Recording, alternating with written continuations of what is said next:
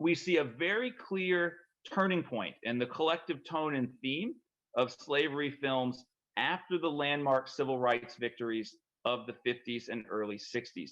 Normal is going to pivot from pro slavery to anti slavery, and then a little bit later in the 1960s, Normal will pivot from either not depicting Black actors on screen or depicting them in blackface to actually giving serious African American actors lead roles and roles that don't ask them to pantomime lost cause tropes. So that don't ask them to be Gus the interracial rapist or Uncle Remus or Prissy or Mammy or Big Sam.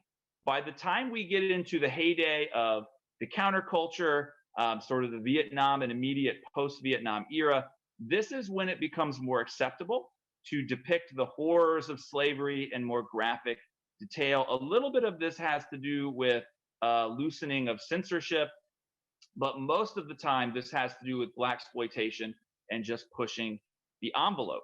And as violence and sexual content become more prevalent in anti-slavery movies, outright resistance to the institution as a plot element is going to grow. Though at first, this will just seem like violence for sake of violence. By the time we get into the 1990s and then later films, such as The Birth of a Nation, we'll finally see the daily lives of slaves being explored in a thoughtful way. We almost see more of a social history on screen than anything previously made by a Hollywood studio.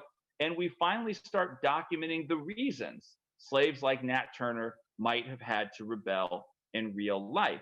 That said, the majority of Hollywood studios have shied away from depicting violence against the institution of slavery itself. And by that, I mean they don't like to show black on white violence minus some sort of final straw or a trigger to the epic violence that takes place in movies like Django or The Birth of a Nation. So in Django, it is the theft of Django's wife, Broomhilda.